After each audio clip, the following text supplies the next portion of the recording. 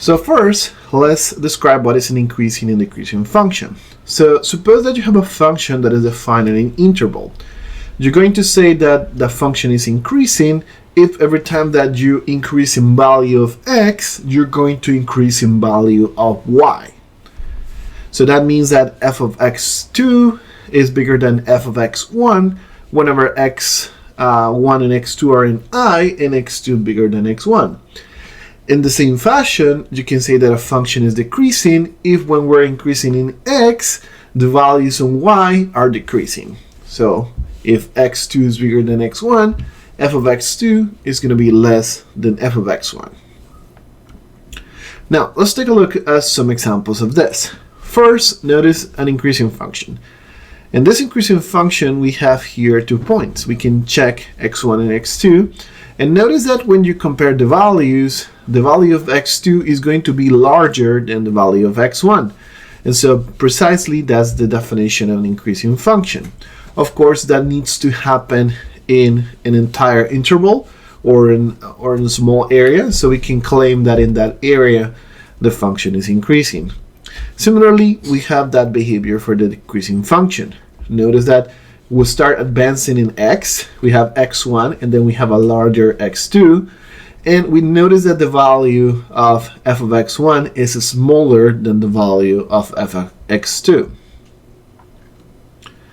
Now, another behavior that you can notice here is that when you have increasing functions, you're going to notice that the tangent line in different points are positive. So notice that you have an increasing function here, and the tangent line have positive slopes. These are lines, and all the equation of these lines are going to have positive slopes.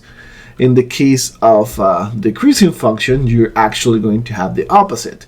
You're going to have tangent lines that have negative slopes. Okay? So with that, we can define a test for interval of increase and decrease. And it's assume that you have a function that is continuous in an interval and is going to be differentiable of all the interior points of the interval. So if you have that f prime is bigger than 0, so the derivative is bigger than 0, and all the interior points of that interval or in all that region, you can say that the function is increasing in that interval. Conversely, if f prime is less than 0 in all the interior points, then you can say that the function is decreasing. So just by knowing the sign of the derivative in the points of an interval, I can know if the function is increasing or decreasing. Something like this is what we can see for a function. So for example, we're going to take the sign of f prime, and we're going to have the intervals here split, different intervals. It turns out that from minus infinity to 0, we're going to have that the derivative is bigger than 0. And so that means that the behavior of f in minus infinity to 0 is going to be increasing. Now, f prime of 0 can be a cos or a corner point. It can be possibly a maximum. Now notice that from 0 to 4, we're going to have that this function f prime is going to be negative, and so in here we're going to have a decreasing behavior. Then we're going to change from 4 to infinity, and it turns out that from 4 to infinity, f prime is going to be positive. So in this part from 4 to infinity, we can say, hey, the function here is increasing again. And so notice the change increases, decreases, decreases, increases. Okay, so you can see that it's doing something like this, and it can behave differently, but you can kind of guess that there's going to be like a peak over here, like a local maximum going on here and a local minimum going on around here. Okay, now let's take a look at a function that is going to correspond with that. So consider the following function. Notice we have a function that is increasing, and it's increasing up to 0, right? And in a 0, we're going to have that is not defined. is going to be undefined, but we're still going to have a peak in there, and this is how peak looks. Notice that the derivative does not exist here because it's a peak, so the limits do not match when we approach. Now the function is going to decrease from 0 to 4, so it decreases. We can have some sort of minimum here going on, and then after that the function is going to start increasing. There's going to be a horizontal line in 4 and in 6, and so we can translate that to this minimum here, but since we don't have a change in here, since the function is increasing, then we don't have necessarily a maximum, and we just have a flat point here of this style. Okay, so this is the type of thing that we can do with that criteria. Knowing if the function f prime is positive or negative is going to help us out to check when increases and decreases, and information on the other points and the possible maximums or minimums are going to help us define much better how the graph of the function looks. Now let's take a look to another example. Consider the function given by f prime equals 1 minus x e to the minus x. So focus now on just the purple function and the purple graph. Notice that from minus infinity to 1, this function is positive. So we have this purple function being positive. So this means that f prime is positive. So we have that the function is increasing. Okay. Now after 1, notice that the function is below the x-axis, so it's going to be negative. So this is telling me, hey, after 1, the function is going to start decreasing. Now we can reflect that back, and you can see that it matches the information from the function. This f prime is coming from the function x e to the minus x, and so you can see that the function grows from minus infinity to 1, and there decreases from 1 to infinity.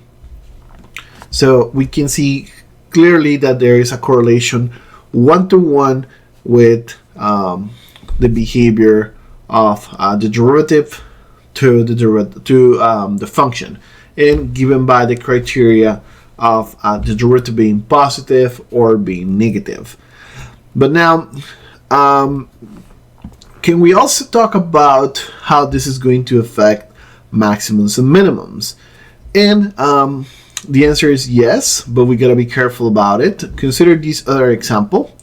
And here we have the function f of x equals to x cubed plus 3x squared plus 1.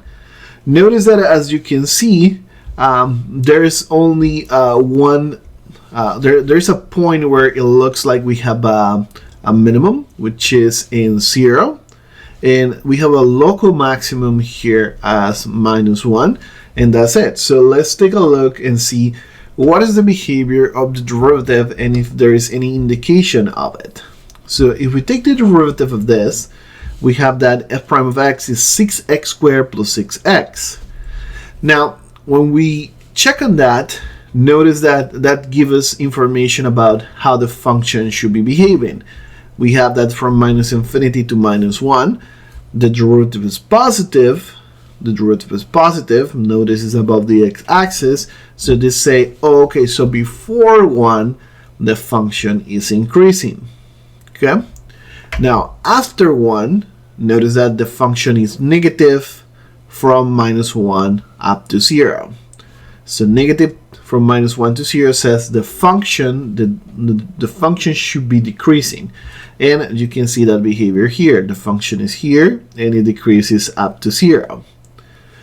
Now notice then near a local maximum we have this behavior. The function is increasing and then it decreases, and the opposite is also going to happen with the minimum. Notice that the function was decreasing from -1 to 0, which is my other candidate to minimum,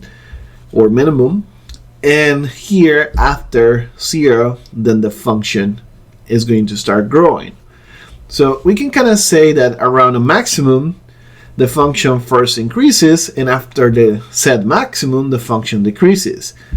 Similarly, near a minimum, the function is previously decreasing, and after the critical point, or the candidate to minimum, then the function increases back again, which makes total sense with the fact that we're reaching a summit, and then we're going down, and we're reaching a low point. So, summarizing that, notice that the derivatives when a minimum occur are first negative and then positive. So we can take an interval around a critical point and say, well, first the derivative before the critical point is negative, and after the critical point is positive, then we can say that we have a local minimum. Similarly, for the local maximum, if we have a critical point and then we have information that before the critical point the derivative is positive, and then after the critical point the derivative is negative, then we have a maximum. Okay, so that's going to be the overall idea of how to classify maximums in extrema with the derivative. First, we can talk about increasing and decreasing behavior. And so if f prime is positive, then increases. If f prime is negative, decreases, right? And depending on that behavior, we can guess if we have a minimum or maximum. Notice in this example here, we only have a couple of extrema that we can use. So for example, we have a local maximum here, and we have another local maximum in this peak. And there are two different flavors. This is going to be a peak where the derivative is not defined. So remember, that's still a critical point. And here we have another point where the derivative is 0. So critical points, both of them. F prime is 0, F prime undefined. Now notice that around those we have the behavior for maximum. F prime is bigger than 0, so it's increasing, and then after that it decreases. Then for this one, same thing happened. F prime is positive, and then it changes to be negative, so we can say, yeah, this is definitely a maximum. Now, for the minimum, we only have a candidate to minimum here, which is this critical point. We have the behavior that we expect. First, it was decreasing, f prime negative, and then it changes to increasing, f prime positive. All right? So, it's as expected. We can have a couple of more of X scenarios where we don't have really a maximum or a minimum.